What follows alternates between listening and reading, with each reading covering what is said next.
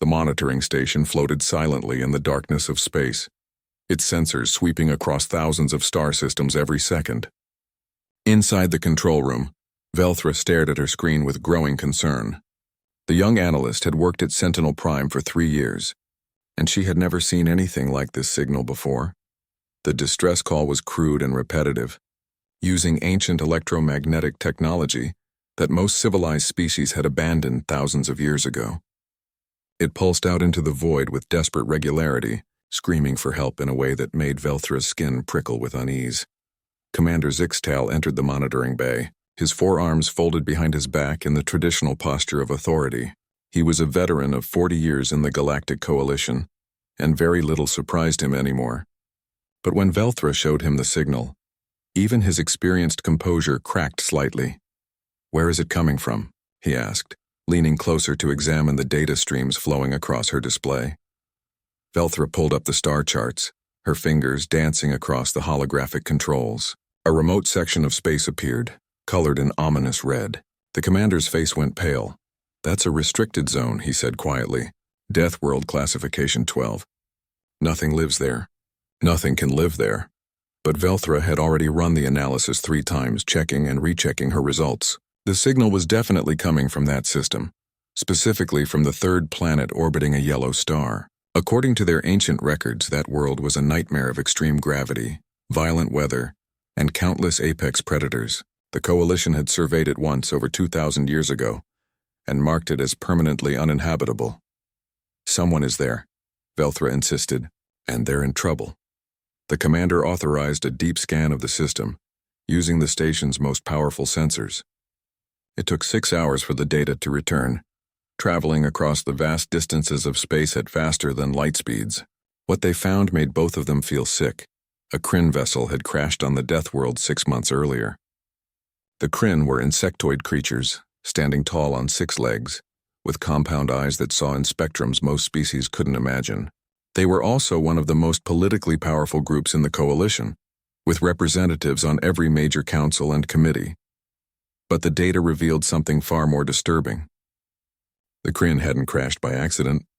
They had established a mining colony in the system illegally, harvesting rare minerals from the asteroid belt.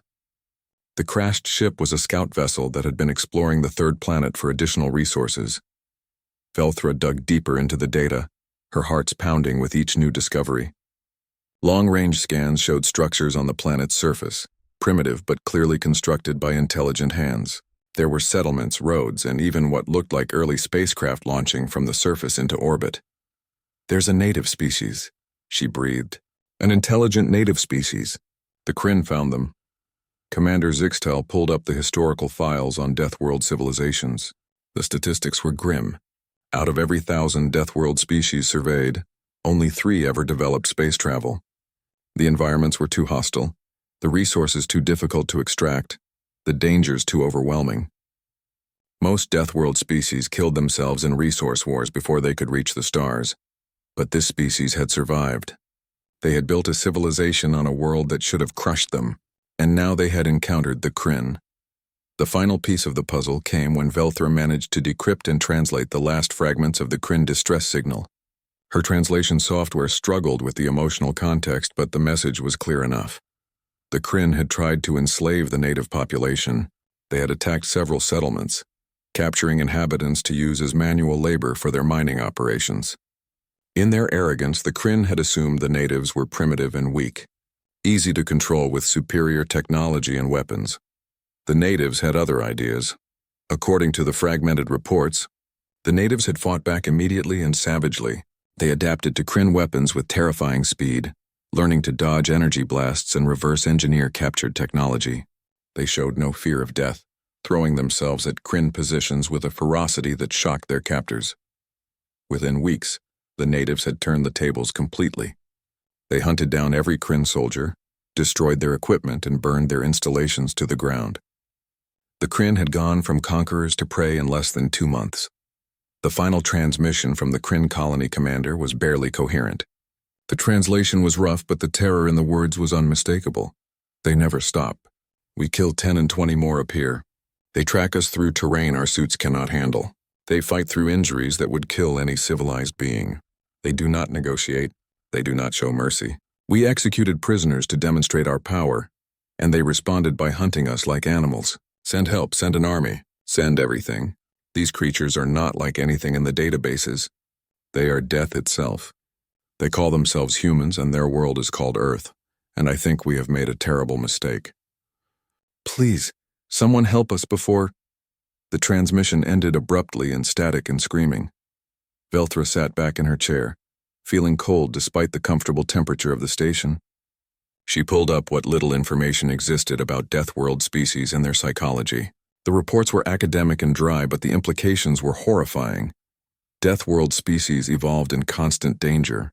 They developed extreme aggression, pack-hunting behavior, and persistence that bordered on insanity. They healed quickly from injuries that would permanently disable other species. Their pain tolerance was abnormally high. Most terrifying of all, they were social creatures who formed tight bonds with their group members and responded to threats against the group with overwhelming, coordinated violence. Commander Zixtal was already composing a report for the Coalition Council. This was a diplomatic disaster waiting to explode. The Kryn had committed serious crimes by establishing an illegal colony and attempting to enslave a native species. But they were also powerful members of the Coalition, and they would demand a rescue mission. What do you think happened to the Kryn colonists? Velthra asked quietly. The commander looked at her with his oldest eyes, the ones that had seen too much suffering across the decades. I think they're all dead, and I think we need to contact these humans very, very carefully. A species that survives on a death world and then defeats a Kryn military force is not something we can ignore or threaten. But Velthra had already found something else in the data, something that made her blood run cold. The humans had salvaged Kryn technology. They were studying it, reverse engineering it, adapting it to their own purposes, and according to the orbital scans, they were building something in space, something large, something that looked disturbingly like a warship. Commander, she said, her voice shaking slightly, I don't think the humans are waiting for us to contact them. I think they're preparing to come find us. Zixtal studied the images of the human construction in orbit. The design was crude but functional, combining their native technology with stolen Kryn systems. It would be slower than Coalition ships, less efficient and probably uncomfortable to travel in, but it would work. And it was covered in weapons. How long until that vessel is operational? He asked. Velthra ran the calculations. 6 months. Maybe less if they're pushing their workers hard, and based on what we know about Deathworld species, they probably are. The commander made his decision. He sent an immediate priority message to the Coalition Council, marked with the highest security clearance. The message was simple but urgent. A new species had been discovered.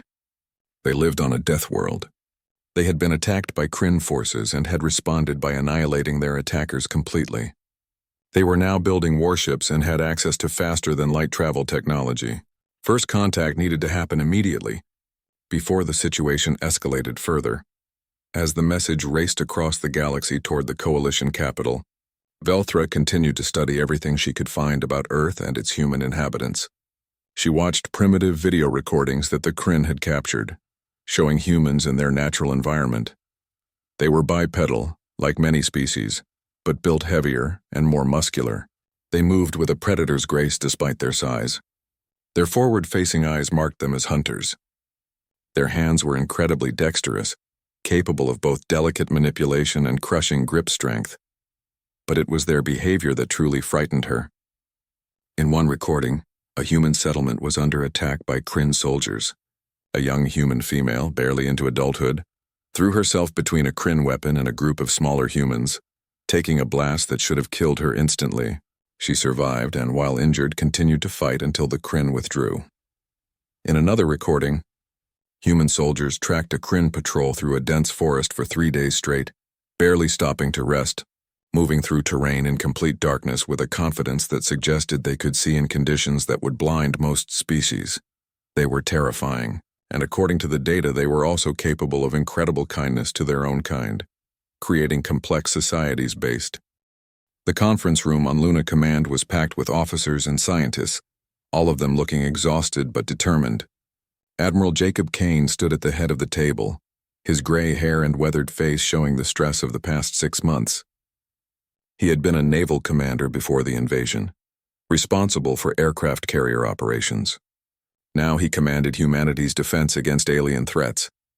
Lieutenant Claire Wright stepped up to the briefing podium, her uniform crisp despite the long hours she had been working. She was a Marine Corps officer, trained for combat in the most hostile environments Earth could offer. Nothing in her training had prepared her for fighting aliens, but she had adapted quickly. 6 months ago, unknown vessels entered Earth's atmosphere, she began, her voice steady and clear. They landed in rural areas across North America, Europe, Asia, and Africa. The occupants were insectoid creatures, approximately 7 feet tall with 6 legs and compound eyes.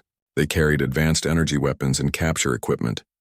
She pulled up video footage on the main screen.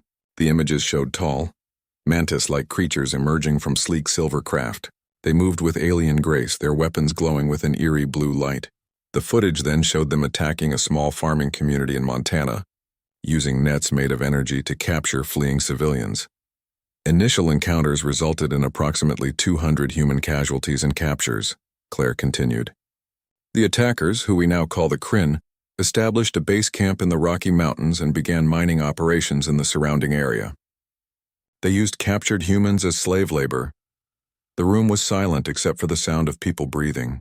Everyone present had lost someone in the attacks. Everyone present had sworn to make the aliens pay. Captain Ryan Foster, an Air Force pilot with over 15 years of experience, stood up to take over the briefing. He had been one of the first to engage the Kryn ships in aerial combat, and his testimony carried weight. The Kryn made several critical mistakes, Ryan said, pulling up tactical data. First, they assumed we were primitive and helpless. Second, they underestimated our ability to adapt. Third, they thought their technology would keep them safe. He showed footage of early human counterattacks. Military forces from multiple nations had coordinated strikes against Kryn positions. The aliens' energy shields were powerful, but they had never faced massed artillery fire or cruise missiles. Human forces had overwhelmed their defenses through sheer volume and determination. We salvaged 4 downed Kryn transport ships, Ryan continued. Our engineers worked around the clock to understand their technology. Within 3 weeks, we had reverse-engineered basic energy shields and power systems. Within 2 months, we had adapted their faster-than-light communication devices. Dr. Helen Price, Earth's leading xenobiologist since the invasion, added her findings to the briefing. She was a small woman with sharp eyes and a mind that worked faster than most people could follow. She had been studying the captured Kryn soldiers and their biology.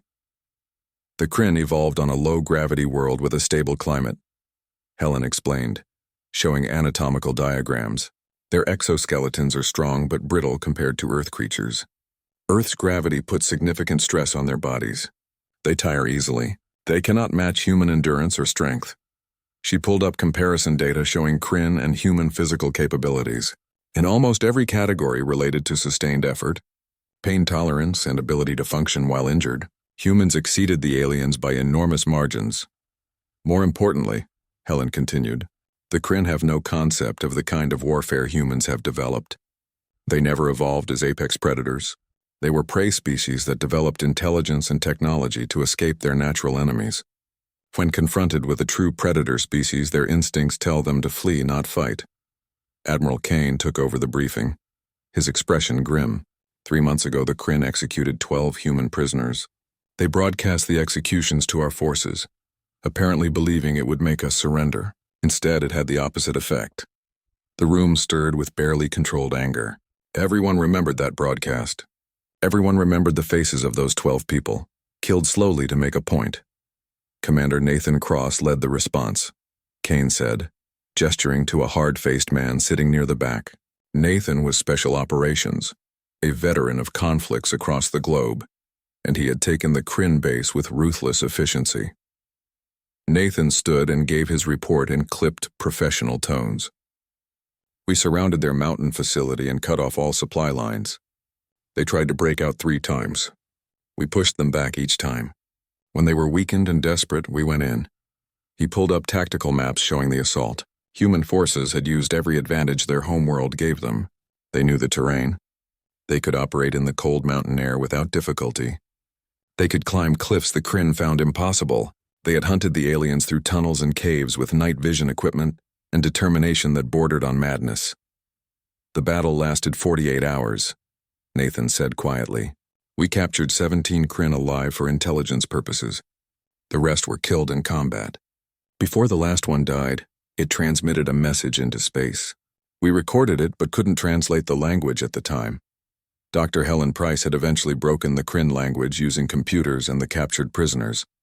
The final message had been a warning to other Kryn forces and a desperate plea for rescue. It had also contained a wealth of information about the Galactic Coalition, the political structure of nearby space, and the location of other alien civilizations. We now know we are not alone in the universe, Admiral Kane said, his voice carrying to every corner of the room. We know there is a massive political structure called the Galactic Coalition that includes hundreds of alien species. We know the Kryn are members of this coalition, and we know they broke their own laws by attacking us. He let that sink in for a moment before continuing. The question before us now is simple. Do we wait for the aliens to come back? Or do we take the fight to them? The answer was unanimous. Humanity would not wait to be attacked again. They would build ships, train crews, and go into space as equals, not victims. The Apollo initiative had been launched immediately after the decision was made. Scientists and engineers from every nation pooled their knowledge and resources. They combined human nuclear propulsion systems with salvaged Kryn faster-than-light drives. They mounted railguns and missile launchers alongside captured energy weapons. They built thick armor and installed the most powerful reactors human engineering could produce. 6 months of brutal, non-stop work had produced the UHSV Retribution, humanity's first warship capable of traveling between stars. It was not elegant. It was not comfortable. But it was functional and it was heavily armed. Captain Claire Wright had been chosen to command the vessel, with a crew of volunteers drawn from military forces worldwide. Every single person aboard had lost family or friends to the Kryn attacks. Every single person was motivated by more than duty. They wanted justice. They wanted revenge. They wanted to make sure no other human settlement would ever face what they had faced. Admiral Kane stood on the observation deck of Luna Command, watching the Retribution in its construction dock. The ship was angular and brutal-looking, bristling with weapons and sensor arrays. It looked like what it was, a warship built by a species that had spent thousands of years perfecting the art of killing each other and had now turned that expertise toward the stars. Lieutenant Commander Ryan Foster would serve as the weapons officer aboard Retribution. He had trained for months on the hybrid systems, learning to coordinate human and alien technology into devastating strike packages. He was looking forward to putting his training to use. Commander Nathan Cross would lead the Marine detachment, 50 soldiers trained in boarding operations and hostile environment combat. They carried weapons that combined human firearms with Kryn energy technology, creating hybrids that terrified even their human designers. Dr. Helen Price would remain on Earth, continuing to study the captured Kryn and coordinating research into alien biology and technology. But she had provided extensive briefings to the medical staff aboard Retribution, teaching them everything she had learned about how to fight and survive against alien species. The launch day arrived with little ceremony. Humanity did not have time for grand celebrations. The Retribution's crew boarded their ship, performed final systems checks, and prepared to embark on a mission that would change human history forever. Captain Claire Wright sat in the command chair, feeling the weight of responsibility settle on her shoulders. Her crew looked to her for leadership, for guidance, for the strength to do what needed to be done. All stations report. Ready? Her executive officer announced. Claire took a deep breath and gave the order that would start humanity's journey into the greater galaxy. Take us out. Set course for the Kryn home system. It's time to deliver our response to their invasion. The Retribution's engines flared to life, pushing the massive vessel away from Luna Command and out toward the edge of the solar system. Once they reached sufficient distance from Earth's gravity well, they would engage the faster-than-light drive and begin the journey. The council chambers on Galactic Prime were built to inspire awe and promote peace. The massive dome stretched hundreds of feet above the assembly floor, decorated with stars from every member species' home system. Representatives from across known space gathered in concentric circles, their varied forms sitting in specially designed seats that accommodated everything from aquatic species in water tanks to gas-breathing entities in sealed chambers. Today, The peaceful atmosphere was shattered by argument and accusation. The Kryn delegation stood at the central speaking platform, their compound eyes gleaming with righteous anger. Their chief ambassador, a massive individual named Ixthor, spoke in the rapid clicking language that was instantly translated by the chamber's universal systems. "Our colony was attacked without provocation," Ixthor declared, his voice carrying across the assembly. "Peaceful explorers conducting legitimate survey operations were massacred by savage primitives. We demand immediate military intervention to rescue any survivors and punish this unprovoked aggression." Commander Zixtal sat in the observation gallery, watching the proceedings with growing frustration. He had submitted his full report to the Council 3 days ago, including all the evidence Velthra had uncovered.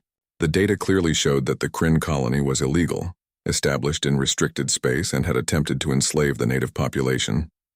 But the Kryn were powerful. They controlled significant trade routes and had representatives on almost every major committee. Many council members owed them political favors or economic partnerships. Truth was being buried under politics and convenience.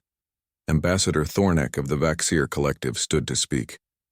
The Vaxir were tall, crystalline beings who communicated through controlled light patterns. Their translation came through calm and measured.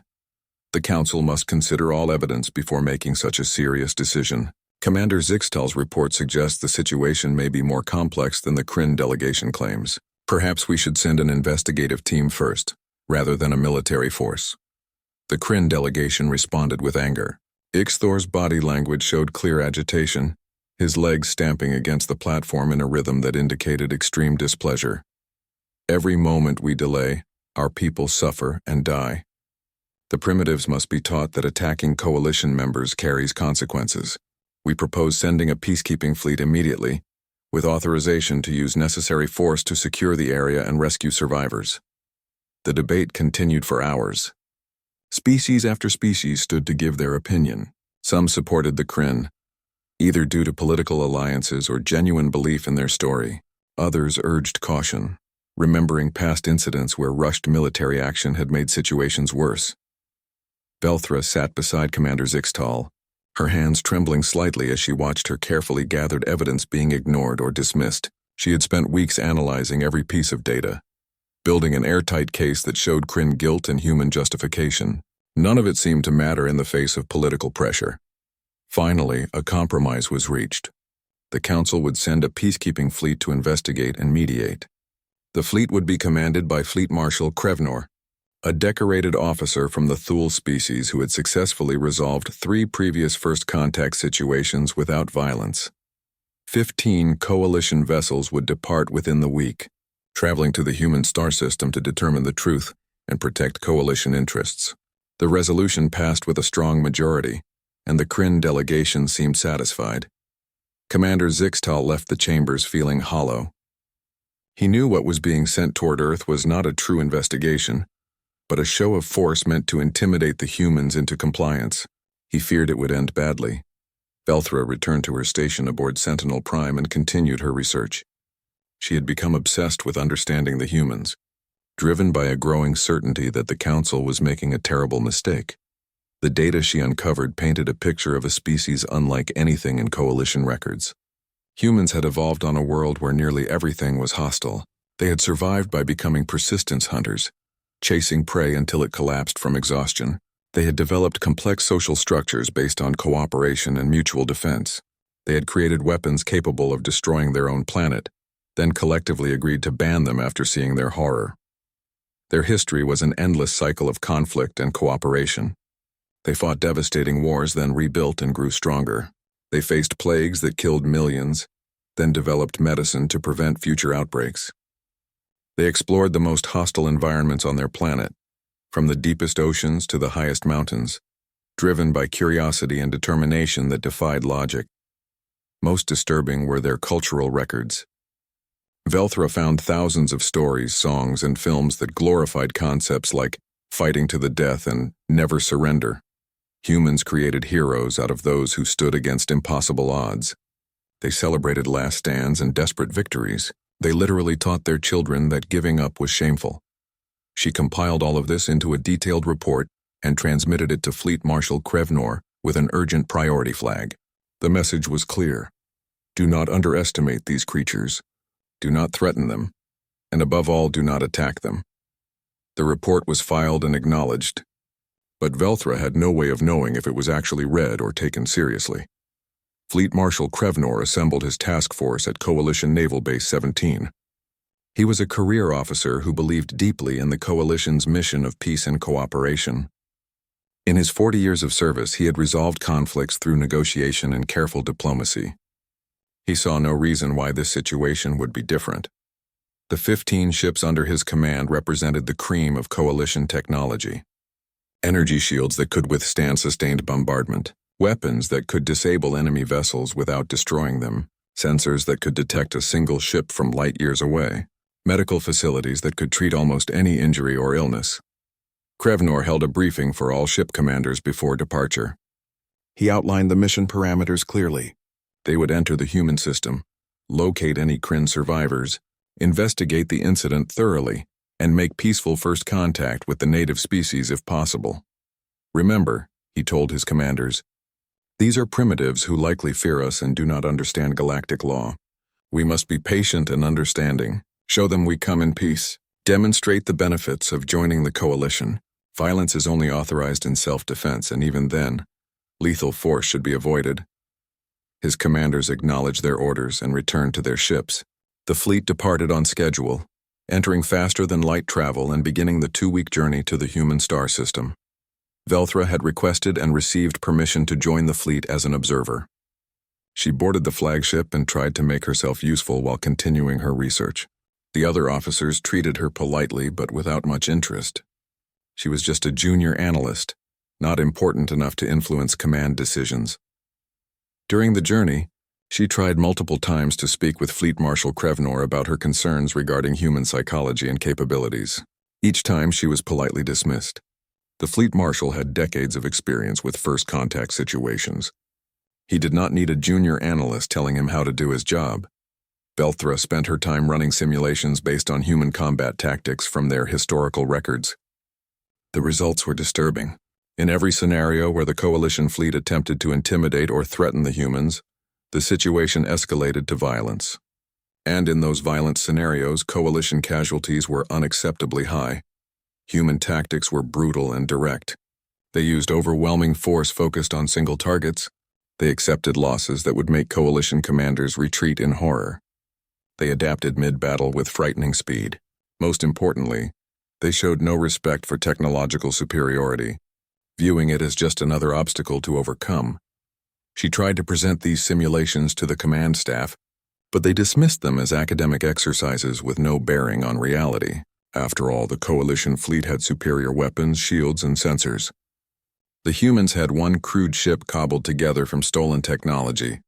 There was no realistic scenario where the humans could threaten them. The fleet emerged from faster-than-light travel at the edge of the human star system. Sensors immediately began scanning, building a detailed picture of the system's layout. 8 planets, including one heavily inhabited world third from the star. Numerous satellites and space stations in orbit around the inhabited planet and its moon, and debris from destroyed Kryn vessels scattered throughout the inner system. They found the Kryn base location quickly, a fortified position in a mountain range on the inhabited planet's main continent. Long-range scans showed the base was destroyed, with no life signs present. The Kryn colony was gone, wiped out completely. Fleet Marshal Krevnor ordered the fleet to approach the planet slowly, broadcasting friendship messages on all frequencies. They received no response. The human satellites watched them silently, tracking their movements but not attempting communication. Then the flagship's sensors detected something that made the bridge. Captain Claire Wright watched the tactical display with cold focus as the Retribution raced toward the alien fleet. 15 unknown vessels were positioned near Earth, their energy signatures matching the Kryn ships they had destroyed months ago. As far as she was concerned, this was a Kryn reinforcement fleet coming to finish what their advance force had started. Weapons status, she called out, her voice calm despite the adrenaline pumping through her veins. Lieutenant Commander Ryan Foster worked his controls with practiced efficiency. Railguns charged and ready. Missile tubes loaded with nuclear warheads. Energy weapons at 70% capacity. We're ready to engage, Captain. The main view screen showed the alien vessels growing larger as Retribution closed the distance. They were sleek and elegant, nothing like the brutal functionality of the human warship. But Claire had learned not to judge alien capabilities by appearance. She had watched elegant Kryn ships burn and fall apart when hit with enough firepower. "Hail them," she ordered. "Use the Kryn communication protocols we captured." The communications officer sent the message in the clicking, chirping language of the Kryn. The translation was simple and direct. "Leave immediately or be destroyed." The response came back in the same Kryn language, but the words made no sense. The aliens were claiming to be peacekeepers, investigators, friends. They said they wanted to talk, to understand what had happened. Claire's jaw tightened. "They think we're stupid. They attack our world, enslave our people, and now they want to talk? Send another message. Tell them they have one chance to leave peacefully." Before the communications officer could comply, one of the alien ships fired. A bright blue energy beam lanced across space, passing directly in front of Retribution's bow by less than 50 meters. "They fired on us," Ryan shouted, his hands already moving to return fire. "Engaging now. Wait," Claire started to say, but Ryan had already launched. A railgun round, a solid tungsten penetrator moving at tremendous velocity, crossed the distance in seconds. The alien destroyer's shields flickered and failed, unable to absorb the kinetic impact. The round punched through the hull and the ship began venting atmosphere. "All ships weapons free," Claire commanded. If they were going to fight, they would fight hard and without mercy. That was the only way humans knew how to survive. The Retribution opened fire with everything it had. Railgun rounds hammered into alien shields, overwhelming them through sheer kinetic force. Nuclear-tipped missiles streaked toward their targets, primitive but devastating. Energy weapons, reverse-engineered from Kryn technology, added their fury to the assault. The Coalition fleet responded with confusion and mounting horror. They had expected to face a single primitive vessel that would back down when confronted with superior numbers. Instead, they faced a warship that fought with a savagery and tactical brilliance that defied their experience. Captain Claire used Earth's moon as cover, hiding behind it and emerging at unexpected angles to launch devastating attacks. She used debris from destroyed Kryn ships as makeshift mines, herding Coalition vessels into kill zones. She fired nuclear weapons, and when the Coalition's point defense systems proved effective, she learned and adapted, using the nukes to disable sensors before following up with railgun strikes. On the Coalition flagship, Fleet Marshal Krevnor watched his fleet take casualties and struggled to understand what was happening. His ships were more advanced, better shielded, and more maneuverable. But the humans fought like nothing he had ever encountered. They accepted damage that should have forced them to retreat. They used weapons that civilized species had banned as too brutal. They maneuvered in ways that suggested they had no fear of death, taking risks that made his veteran crews hesitate. "All ships, return fire, but avoid lethal force," he commanded. "We are peacekeepers, not murderers." But his commanders were panicking. 3 ships were already disabled or destroyed. The human vessel was impossibly difficult to hit, and when they did land strikes, it shrugged off damage that should have crippled it. The humans had built their ship with redundant systems and armor, thick enough to absorb energy weapon hits that would have vaporized lighter vessels. Belthra worked frantically at the communications station, trying to establish proper contact with the human ship. She had finally broken through the language barrier, translating enough of their broadcasts to understand basic English. Now she just needed to get them to listen. "I need an open channel to the human vessel," she shouted at the communications officer. "Right now." The officer, stressed and terrified, complied. Velthra's message went out in English, her translation software struggling but functional. "Stop. We are not your enemy. We are the Galactic Coalition. Ceasefire!" On Retribution, the communications officer looked up in shock. "Captain, we're receiving a transmission in English. It's not coming from the Kryn. It's a different species." Claire's mind raced. Different species? That meant the Kryn were part of something larger. That meant this was not just a revenge fleet but potentially first contact with multiple alien civilizations. That changed everything. "Ceasefire," she ordered. "All weapons hold." The sudden silence after the chaos of battle was jarring.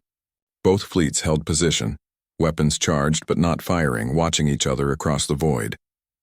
Claire opened a video channel to the alien flagship. The face that appeared on her screen was not Kryn. It was something entirely different. with multiple eyes and skin that shifted colors as it spoke. "I am Captain Claire Wright of the United Human Space Vessel Retribution," she said clearly. "Identify yourself and explain why Coalition forces are in our star system."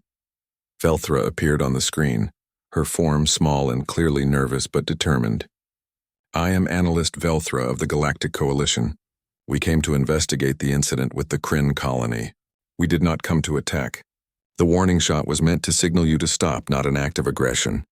Claire felt rage building in her chest. "Your Kryn friends attacked our world 6 months ago. They enslaved our people. They executed prisoners.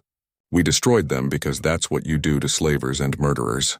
Now you show up with warships and fire on us and you claim it's a misunderstanding?" Fleet Marshal Krevnor took over the communication, his translation coming through Velthra's systems. "The Kryn colonists broke Coalition law by entering restricted space and harming a native species. We came to investigate their crimes and establish peaceful contact with humanity. We did not know you would interpret our actions as hostile." "You fired on my ship," Claire said coldly. "A warning shot," Krevnor replied. "A universal signal to stand down." "We meant no harm." Claire looked around her bridge at her crew. Many were injured from the battle. Her ship had taken damage. Coalition vessels were disabled or destroyed, with crew dead or dying. All of this because neither side understood the other. "Transmit all evidence you have regarding Kryn crimes," she ordered, "and I'll transmit our evidence of their attacks on Earth. Then we'll talk about what happens next." Velthra took over, her nervousness fading as she found her courage. She transmitted everything she had discovered: the illegal Kryn colony, the attempted enslavement, the mining operations in restricted space. She included her analysis of human psychology and capabilities, her warnings that had been ignored, her desperate attempts to prevent exactly this situation. Claire reciprocated, sending video footage of Kryn attacks on human settlements, documentation of captured prisoners, recordings of executions, and combat logs from the battle to destroy the Kryn base. As both sides reviewed the evidence, the truth became clear. The Kryn had lied to the Coalition Council, claiming they were innocent victims.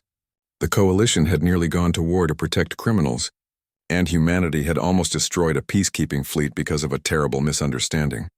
But before either side could discuss next steps, alarms blared on both flagships. The Kryn delegation aboard the Coalition flagship had realized their crimes were exposed. Rather than face justice, they attempted a desperate coup, trying to seize control of the ship's weapons to destroy Retribution and eliminate the evidence. Velthra and several Coalition security officers fought to stop them. The struggle damaged the flagship's reactor, triggering emergency protocols. The ship had minutes before it would explode, and it carried over 300 crew members from a dozen different species. Claire made an instant decision. "Ryan, calculate an intercept course. Nathan, get your Marines ready for emergency evacuation procedures. We're going to save those people." Her crew looked at her in shock. They had just been fighting these aliens and now they were going to risk their lives to save them? "Move," Claire commanded. They were trying to make peace when their own people betrayed them. "We're not letting innocent beings die because of politicians and liars." The Retribution accelerated toward the dying flagship, matching velocity and extending docking clamps. Commander Nathan Cross led his Marines aboard, finding Coalition crew members struggling to reach escape pods. The Marines, who had been ready to fight minutes ago, now worked frantically to save lives. They pulled injured aliens from collapsed sections. They carried those who could not walk. They directed others to escape routes and helped them into Retribution's cargo bays. Human medical personnel treated. 3 months had passed since the battle above Earth, and the world had changed in ways that still made people shake their heads in disbelief. Unity City rose from the plains of neutral territory, built with both human and alien technology, housing the first Galactic Coalition embassy on Earth. Ambassador Velthra walked through the halls of the embassy complex, still adjusting to Earth's heavy gravity. The gravity suit helped, but she could feel the constant pull on her body, reminding her every moment that she was on a death world. Yet despite the discomfort, she had volunteered for this position. Someone needed to bridge the gap between humanity and the Coalition, and she had become the logical choice.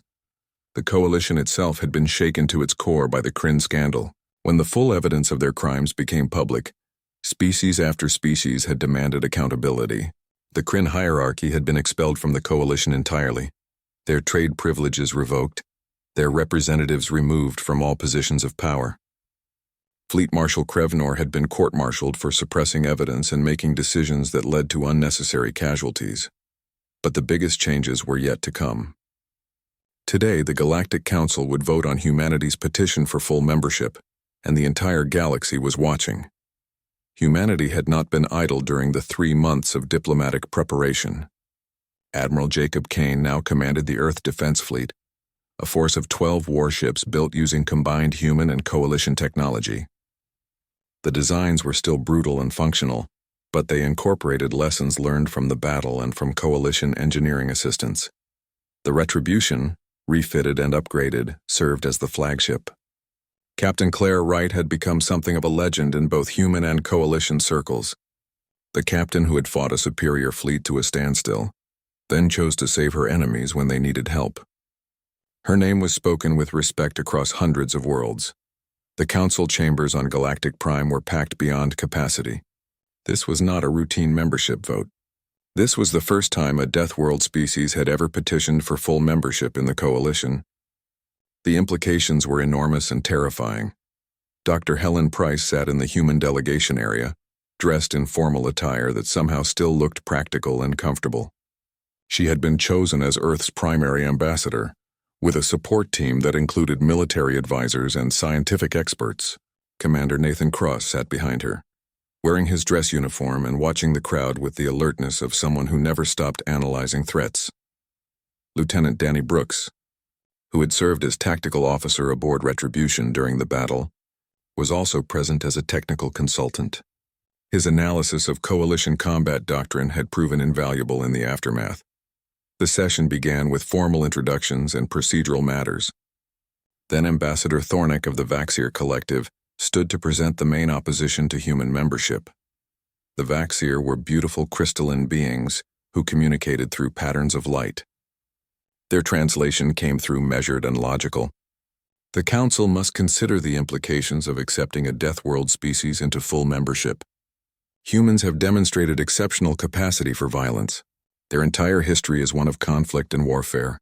They possess weapons we banned as too brutal. They think in terms of dominance and submission rather than cooperation and consensus. Other species voiced similar concerns. The aquatic Nil worried that humans would destabilize the careful balance of power that maintained galactic peace. The insectoid Vresh, distant cousins of the Kryn, feared that humans would seek revenge for what the Kryn had done. Dr. Helen Price listened to all the objections without expression. She had expected them. She had prepared for them.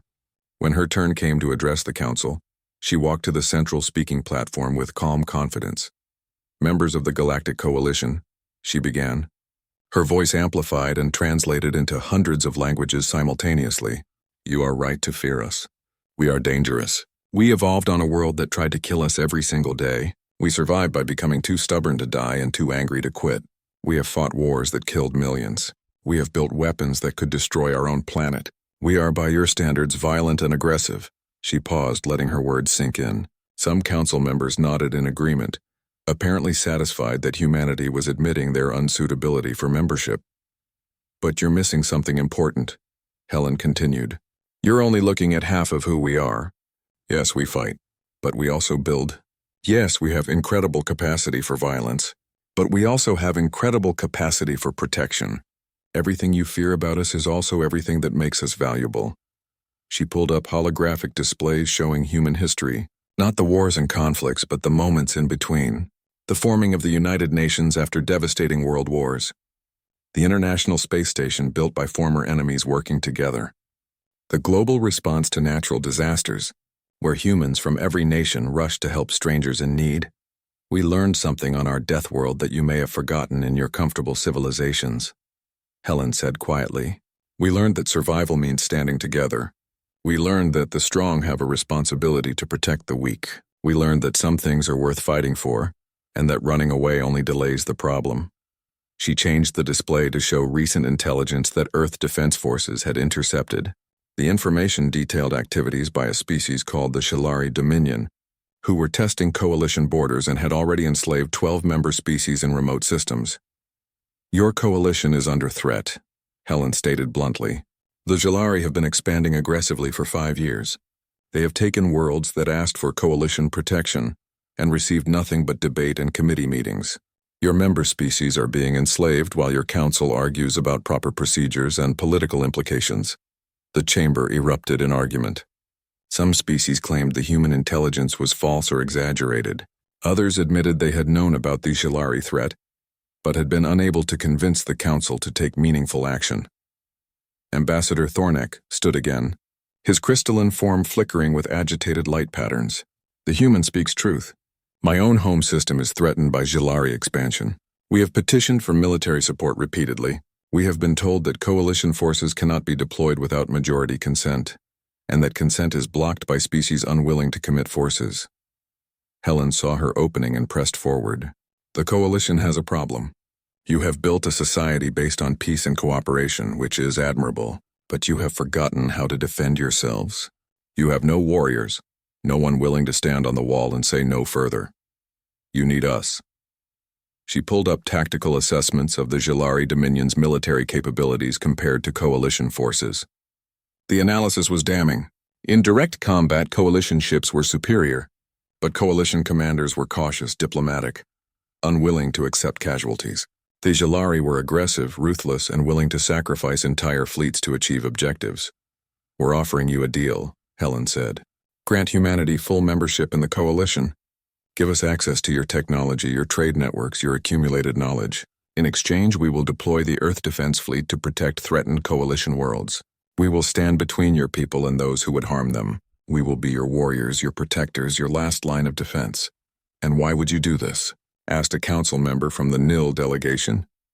What do humans gain from protecting strangers? Helen smiled, and it was not a pleasant expression. Because we're Deathworlders. Because fighting to protect the innocent is literally what we evolved to do. Because we looked at what the Kryn did to our people, and we decided that no one else should ever face that kind of horror alone. We can't stop being dangerous, but we can choose who we're dangerous to. The debate continued for hours. Species argued about the wisdom of accepting humanity, about the dangers of giving Deathworlders access to coalition resources, about whether humans could be trusted to use their violence appropriately.